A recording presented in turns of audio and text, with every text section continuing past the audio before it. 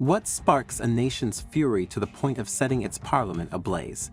In Kenya, economic despair has ignited a violent uprising, with protesters storming the parliament, fires engulfing government buildings, and police responding with live ammunition. This turmoil stems from a controversial tax bill, perceived as an unbearable burden on an already struggling populace. As the situation escalates, the world watches and wonders, what led to this explosive scenario, and what lies ahead for Kenya?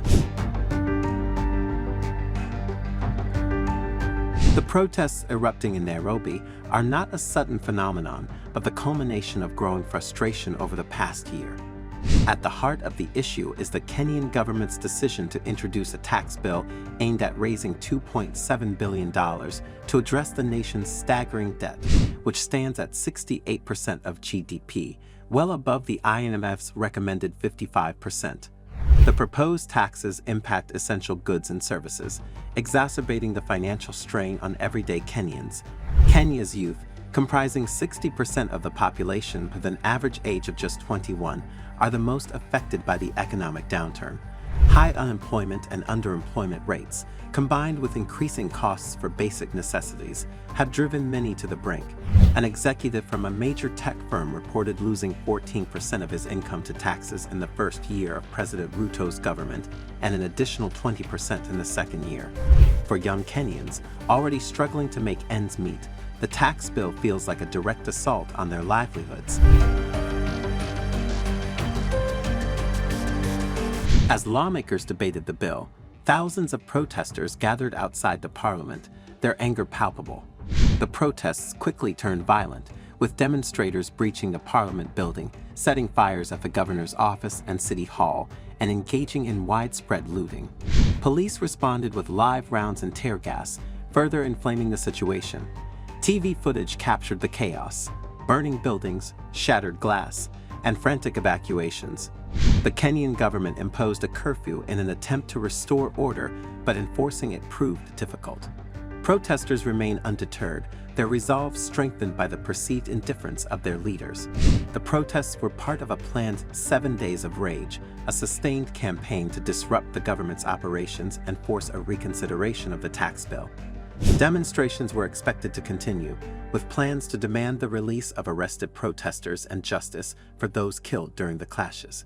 A total shutdown of Nairobi was anticipated, aiming to paralyze the capital and compel the government to address their grievances. Following the passage of the bill, the country witnessed widespread expression of dissatisfaction with the bill as passed, regrettably resulting in the loss of life, destruction of property, and disabration of constitutional institutions.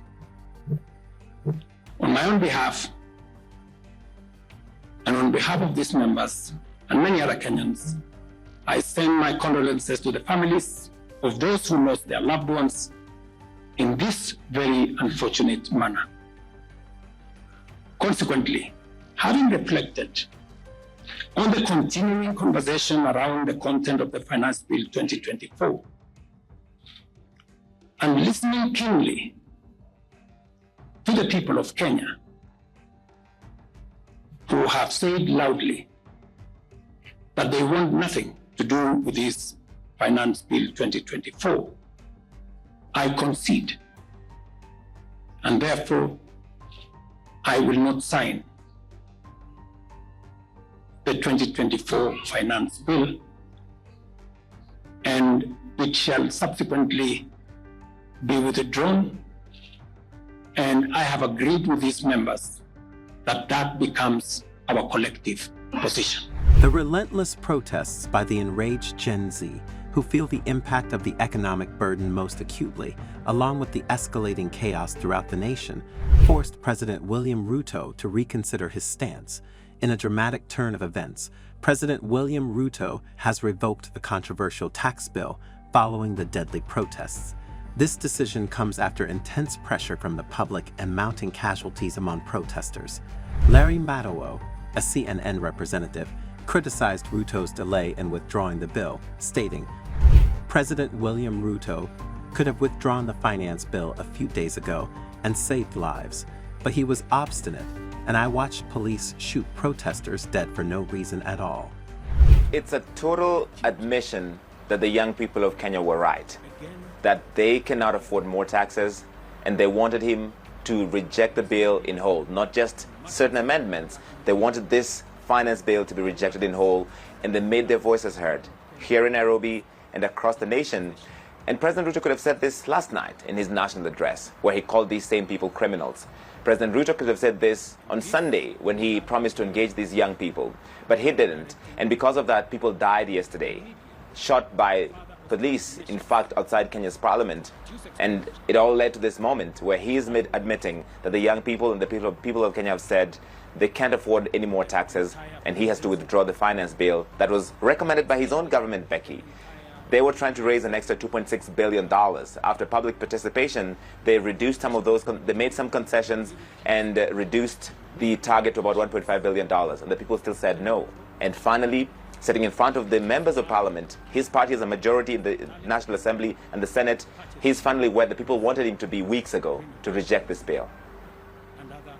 The Kenyan government faces a critical moment to either bridge the gap with its citizens or face prolonged instability. As the world watches, the question remains, will Kenya rise to the challenge, or will the flames of discontent consume it further? Your perspective matters. What do you think about the escalating situation in Nairobi? Do you believe the government's measures will restore order, or will the protests continue to intensify? Share your thoughts and insights in the comments below.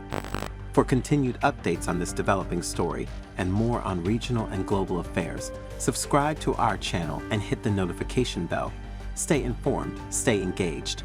Thank you for watching, and we'll bring you more insightful content soon.